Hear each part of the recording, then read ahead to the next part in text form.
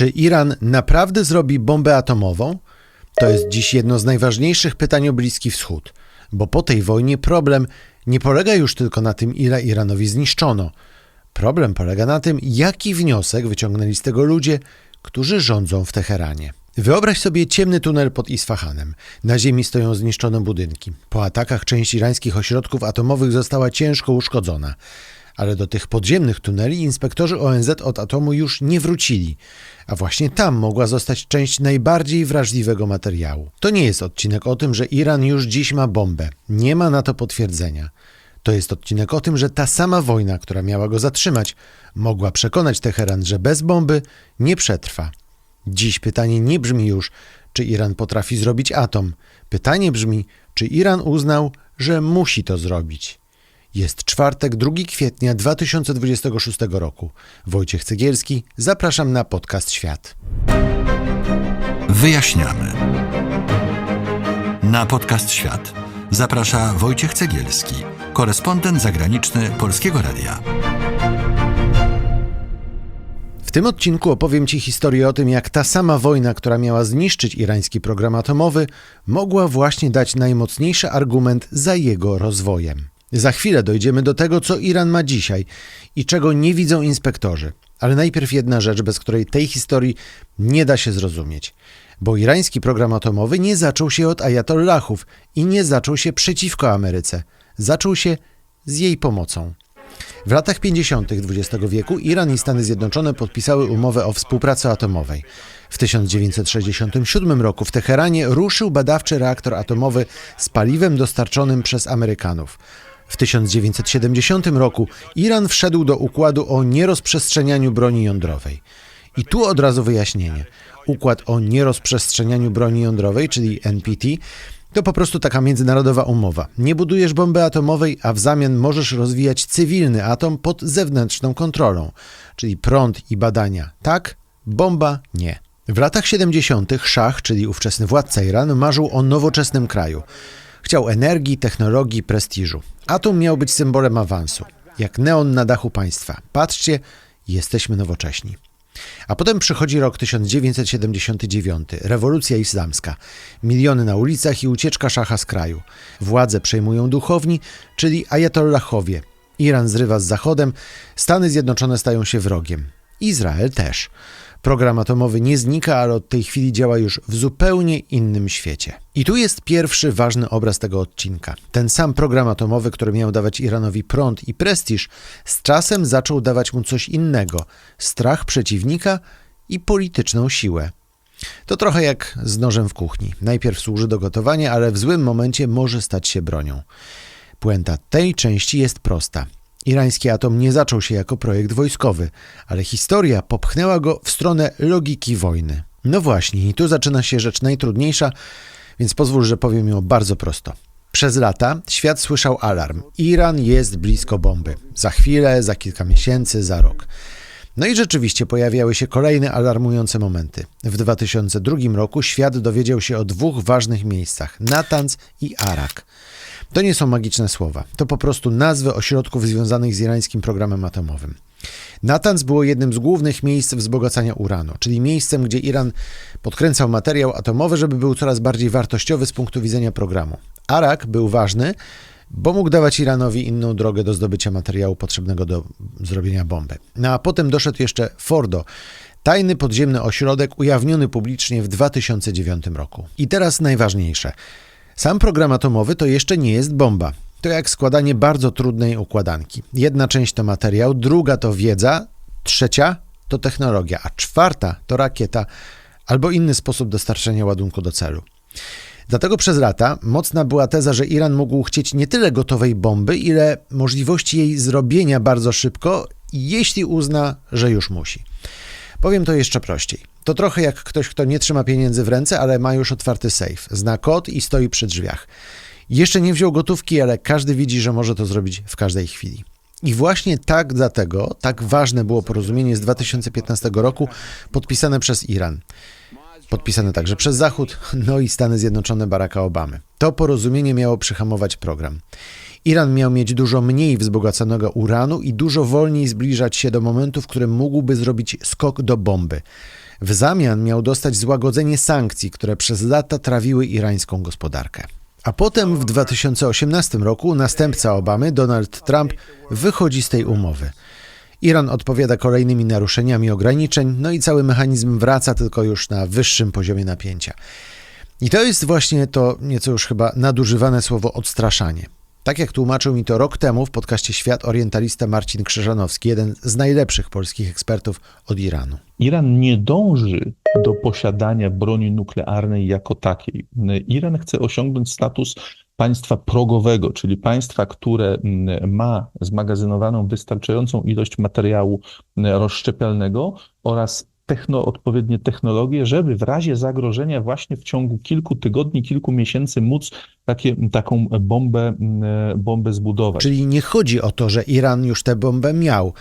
Chodzi o to, że mógł chcieć być od niej o jeden ruch. Jak bokser, który nie wyprowadza ciosu, ale stoi tak blisko, że wszyscy wiedzą, że może uderzyć za sekundę. I tu jest pierwszy zwrot tego odcinka. Może przez lata Iranowi bardziej opłacało się być bardzo blisko bomby, niż naprawdę ją zrobić. Ale ta wojna wszystko zmieniła. Wojna, którą Donald Trump rozpętał 28 lutego 2026 roku, mogła zniszczyć część irańskiego programu atomowego, ale jednocześnie mogła wzmocnić w Teheranie argument. Następnym razem musimy mieć coś, co naprawdę odstrasza, żeby nikomu już, nie tylko Trumpowi, nie przyszło do głowy nas atakować. Nie mówimy tu oczywiście o pewniku. Nie ma dziś potwierdzenia, że Iran podjął decyzję o budowie bomby. To trzeba jasno powiedzieć. Ale są sygnały, że po śmierci Alego Chameneiego, czyli najwyższego przywódcy Iranu, w Teheranie dużo głośniej słychać ludzi, którzy chcą zmiany doktryny. No i tu kolejny termin po ludzku. Fatwa, czyli religijna opinia albo decyzja wydawana przez ważnego przywódcę religijnego. Chamenei przez lata mówił, że broń atomowa jest niezgodna z duchem islamu. Powtarzał to w zasadzie od początku XXI wieku. I to był ważny hamulec polityczny. Problem polega na tym, że po śmierci właśnie Chameneiego status tej fatwy jest nie do końca jasny. Zwłaszcza, że nie miała formy klasycznego, pisemnego dokumentu. Część osób mówi, że skoro Chamenei zginął, no to jego edykty czy też jego decyzje też w zasadzie nie mają już racji bytu. Czyli mówiąc najprościej, przez lata w Iranie działał znak zakaz wjazdu. Dziś nie wiemy, czy ten znak nadal stoi, bo tak naprawdę w chwili, gdy nagrywam ten odcinek, nie jest do końca jasne, kto w praktyce rządzi Iranem, poza tym, że z pewnością ostatnie słowo mają twardogłowi. Był jeden człowiek, który przewidział to, co najprawdopodobniej dzieje się teraz w Teheranie.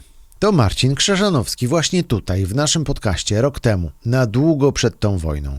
Gdyby teraz doszło do izraelskiego bądź amerykańskiego ataku na Iran, no to Iran musiałby przemyśleć zmiany w swojej doktrynie nuklearnej i gdyby do takiego ataku doszło, to wtedy Iran jednak spróbowałby stworzyć bombę atomową i przeprowadzić test nuklearny po to, żeby się zabezpieczyć przed kolejnymi atakami na kształt Korei Północnej, która pomimo tego, że jest bardzo agresywną, wrogą Zachodowi, zamordystyczną dyktaturą, no to jednak ma święty spokój.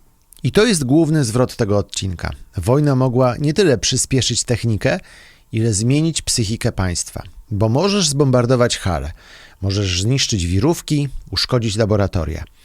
Ale jeśli po tym wszystkim elita w Teheranie dochodzi do wniosku, bez bomby zawsze będziemy do zbombardowania, to problem nie znika, ale jeszcze się powiększa. To jest trochę jak z domem bez dachu w czasie burzy. Pierwszy piorun nie musi zniszczyć całego domu. Wystarczy, że domownicy uznają, że bez nowego dachu następnym razem nie przeżyją. I właśnie o to tutaj chodzi. Dobrze, to teraz zejdźmy z emocji do konkretu. Przed atakami Iran miał prawie 10 000 kilogramów wzbogaconego uranu. To bardzo dużo. To nie są ilości laboratoryjne, to jest zapas, który zmienia sposób myślenia całego regionu. Z tego około 440 kg było wzbogacone do 60%. No i tu trzeba powiedzieć od razu, to nie jest jeszcze poziom gotowy do produkcji bomby, ale to też nie jest zwykły poziom dla cywilnej elektrowni. To już jest bardzo wysoko. To trochę tak, jakbyś wchodził po schodach na 10. piętro. Jeszcze nie jesteś na dachu, ale jesteś już bardzo wysoko. Według szefa Międzynarodowej Agencji Energii Atomowej, czyli agencji ONZ, która pilnuje programów atomowych na świecie, Ponad 200 kg tego najbardziej wrażliwego materiału mogło znajdować się właśnie w Isfahanie, czyli w miejscu, do którego po atakach tych najnowszych inspektorzy na razie nie wrócili. Wiemy więc tyle. Ośrodki w Natanz, Fordo i Isfahanie były atakowane. Część infrastruktury została zniszczona albo ciężko uszkodzona. Nie wiemy natomiast dokładnie, co zostało pod ziemią, gdzie dokładnie leży część materiału i jak szybko Iran mógłby odbudować część swoich zdolności. I to jest klucz. Nie można dzisiaj powiedzieć, Iran ma gotową bombę, no ale nie można też powiedzieć, że program został wyzerowany, bo sam materiał to jeszcze nie wszystko. Żeby mieć prawdziwą broń, trzeba jeszcze umieć zamienić ten materiał w ładunek. Trzeba mieć sposób, żeby wsadzić głowicę na rakietę albo inny nośnik i dowieźć ją do celu. To już jest dużo trudniejsze niż samo posiadanie materiału. Po ludzku ktoś może mieć benzynę, części, garaż, no ale to jeszcze nie znaczy, że ma już gotowy samochód i że ten samochód zaraz wyjedzie w drogę. A agencja ONZ od atomu na razie nie ma pełnego wglądu w to, co ocalało pod Isfahanem. Inspektorzy nie widzą wszystkiego, no i to jest właśnie problem, bo żyjemy dzisiaj we mgle, a mgła w takich sprawach nigdy nie uspokaja. I teraz finał. Dlaczego w tej historii pojawia się w ogóle Korea Północna?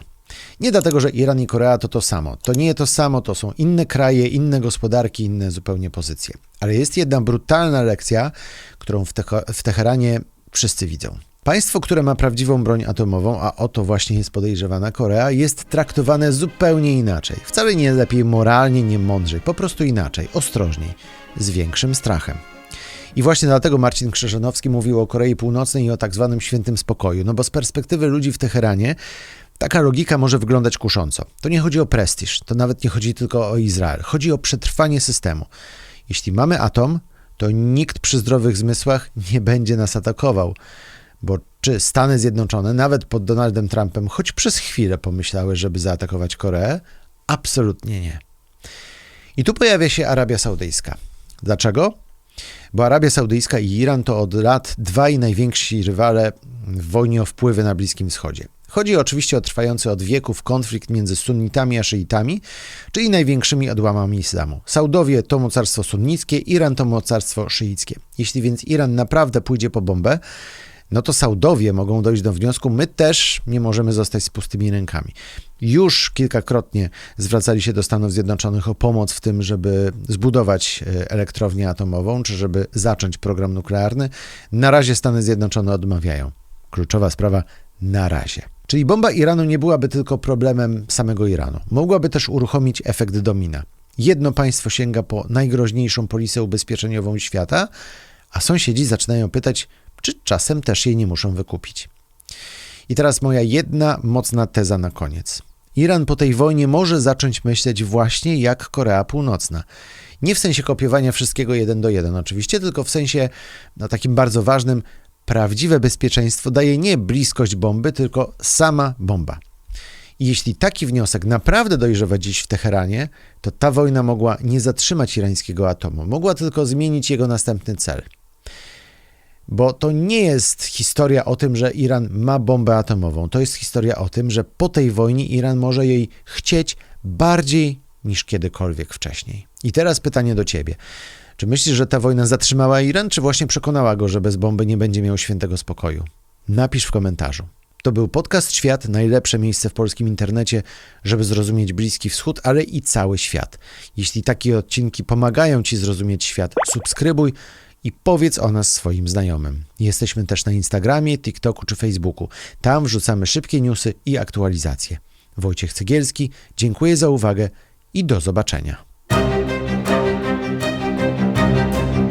To był podcast Świat.